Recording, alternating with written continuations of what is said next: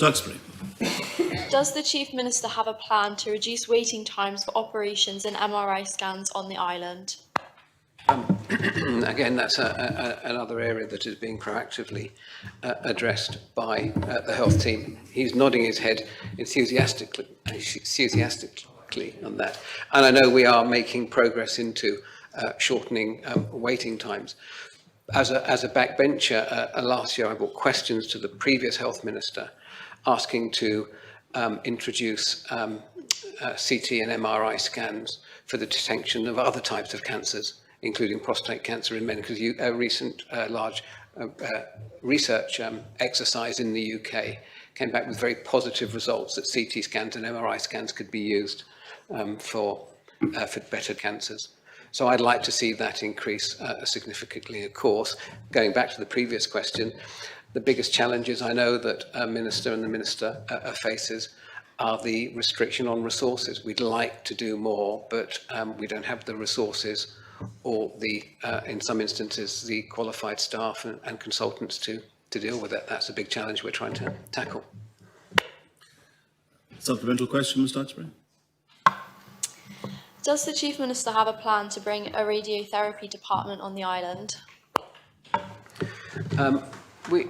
It's in the treatment of cancers, the best results tend to be, again, through the very high throughput cancer treatment centres that we see in the UK. The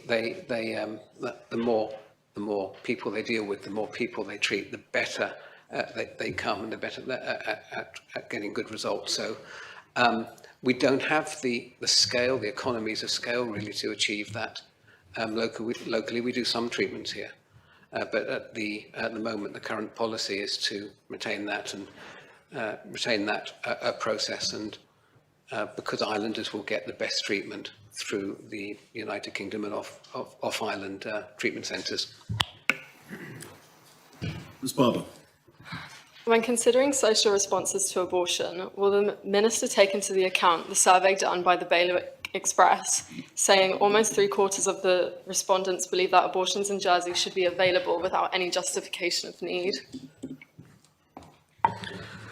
Well, that's a good point, and again, I would have to think about that. I'm not comfortable with answering that off the spur of the moment. So without really understanding